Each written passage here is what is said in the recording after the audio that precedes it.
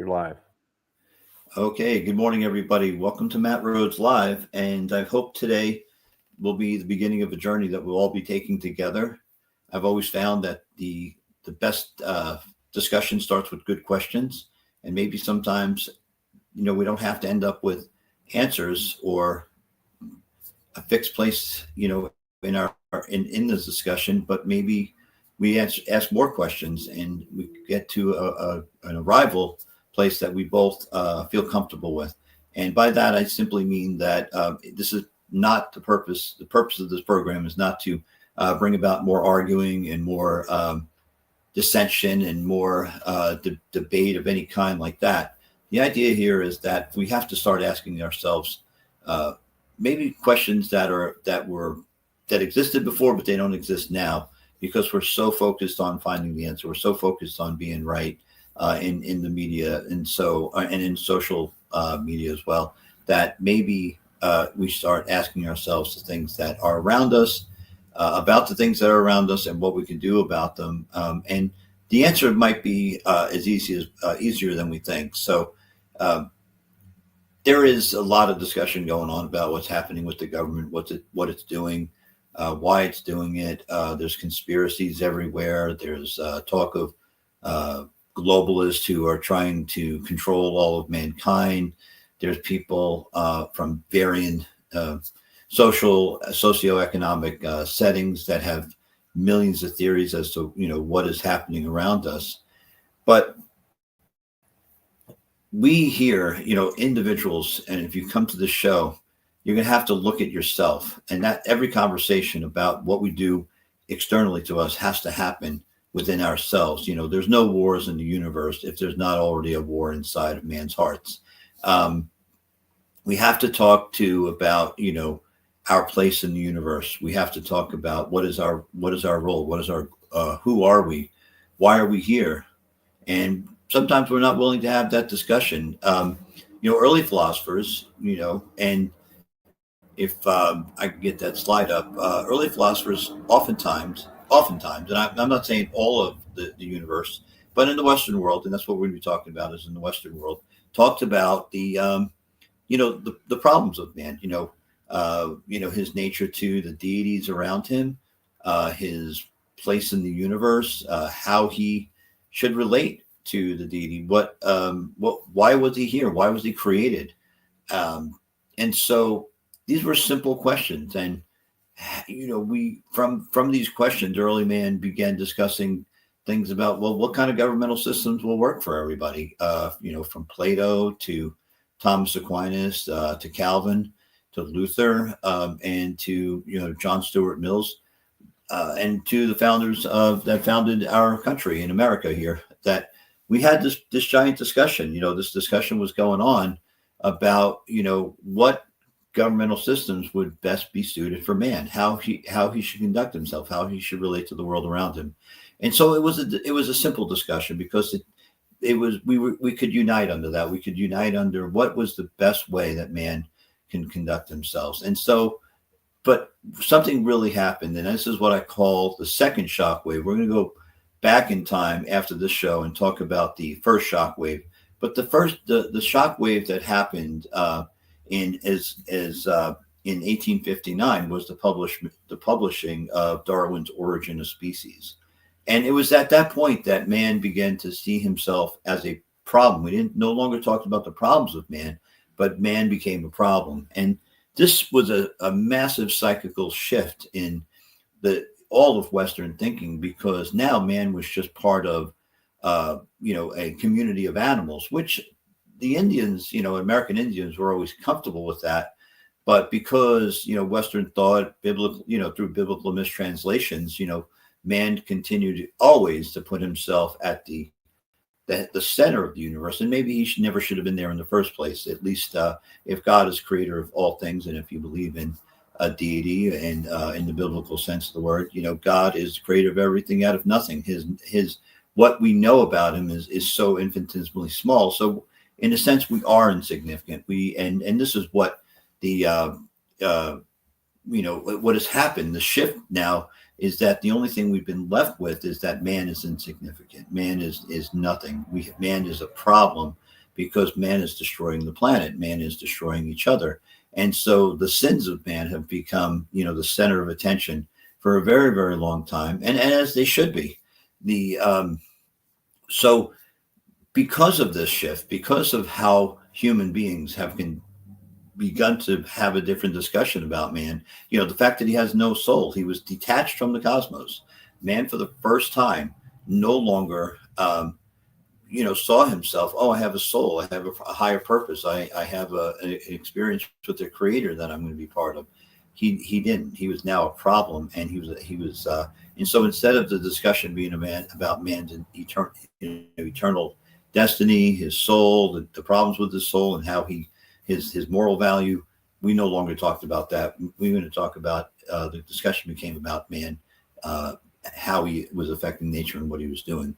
But unfortunately, and just like with Newton and Copernicus, which we'll talk about at a different show, I'm looking over here at my notes on the other screen, and we're going to have to first talk about where that led us to, why this shockwave that man, was a soulless animal to be controlled, to be fixed. And that led to a different type of view of man. And that's, you start seeing by the early 1900s that man was, a problem in nations, in nature, and the idea of population control and eugenics came into, actually much earlier than that, into focus. So it's once you see man as a problem, then he's just an animal that's to be controlled. And so George F. Kennan, who was the ambassador to the Soviet Union in 1952 under Harry S. Truman, who signed the NATO agreement in 1949, was also a member of the Council on Foreign Relations. In 1932, he wrote, "I cannot see why it is wrong in principle.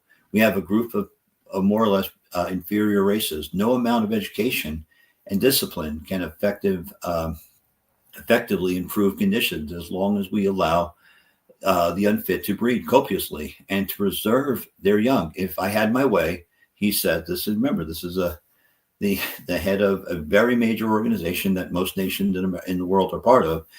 He says in 1984, men having spawned more than 2 children will be compulsively sterilized. Planned Parenthood, voluntarily sterilization will be in every way encouraged. So we know now that there is a worldview of man as a problem, and we have to figure out how to control him. We have to figure out how to fix him so he's not creating more problems. And that has been the something. So let me just go back and say this: the worldview.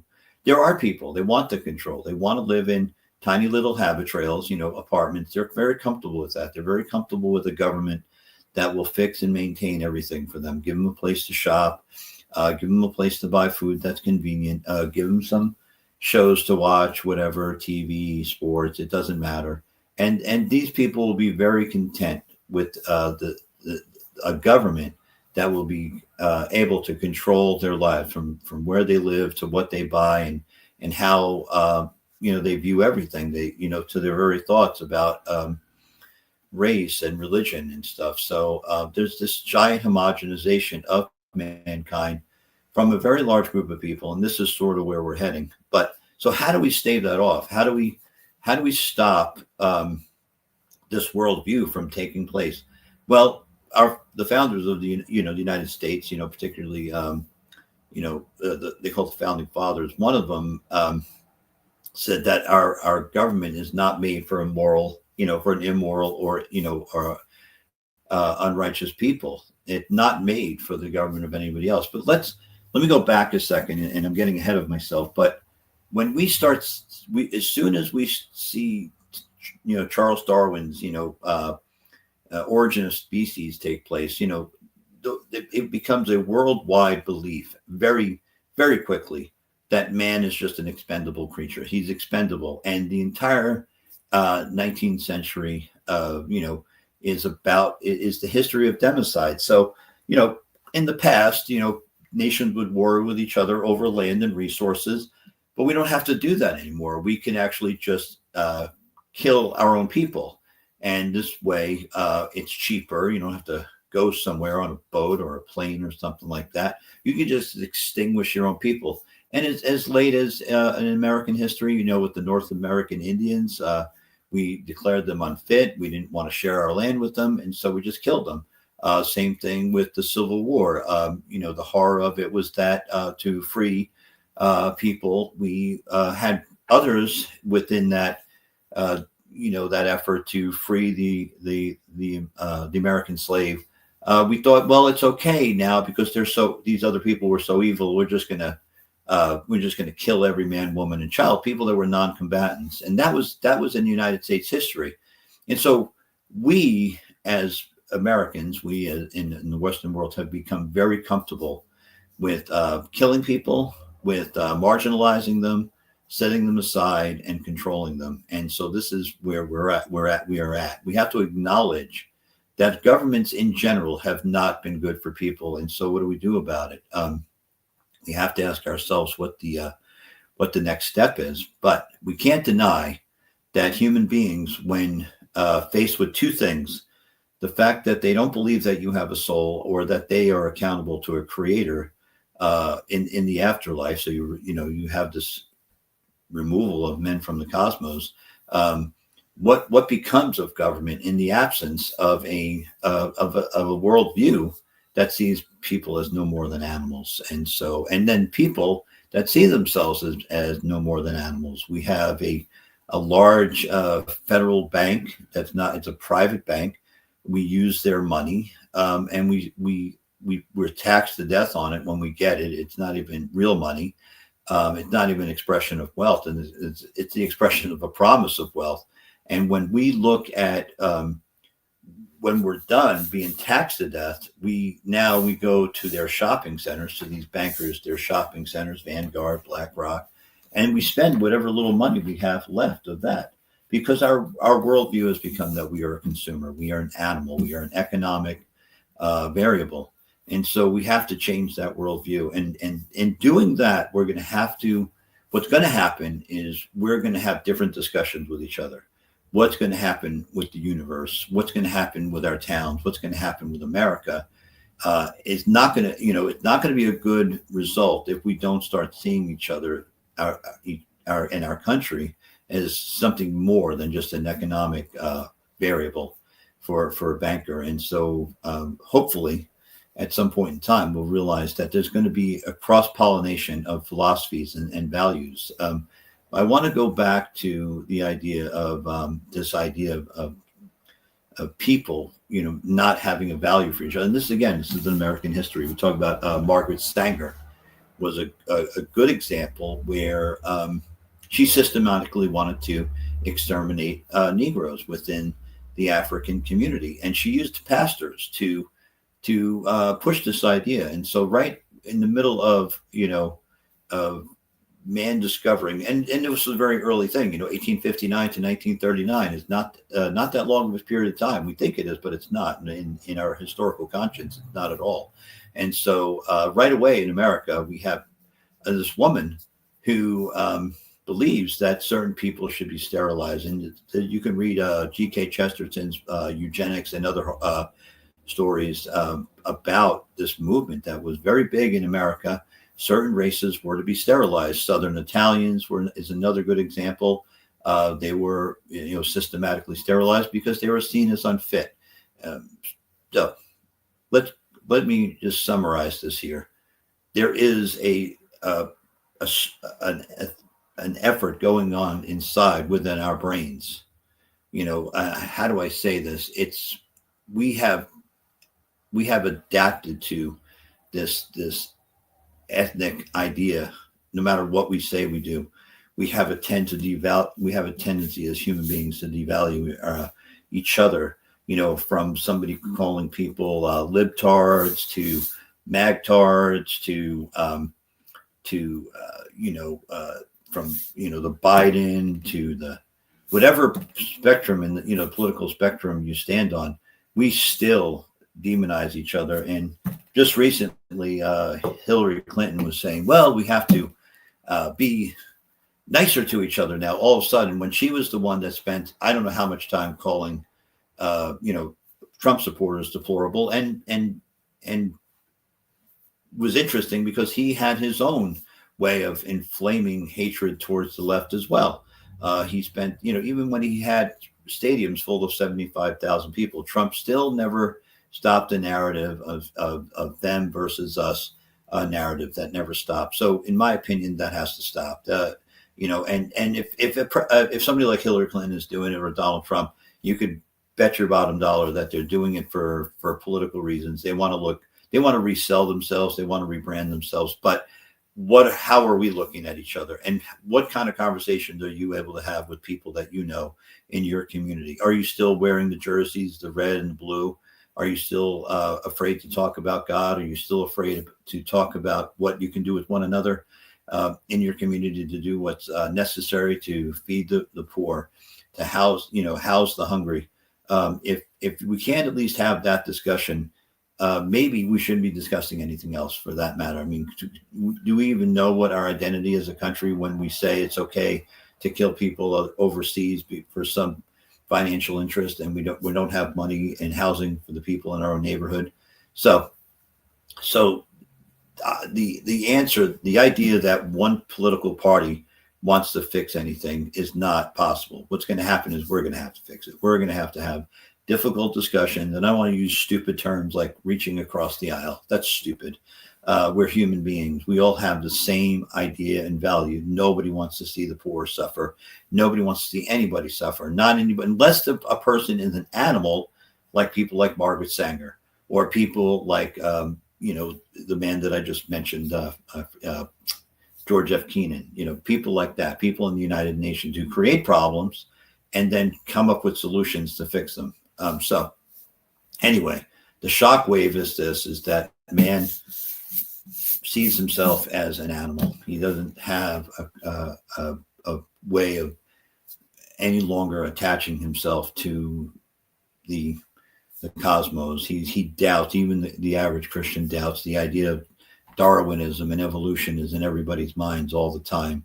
And how are we going to find that excitement to work together, to be part of each other's lives, and to redefine ourselves in the cosmos? We are part of the cosmos. I mean, some of the atheists, they're rightly so. They'll say things like, man, it's so insignificant. He's right.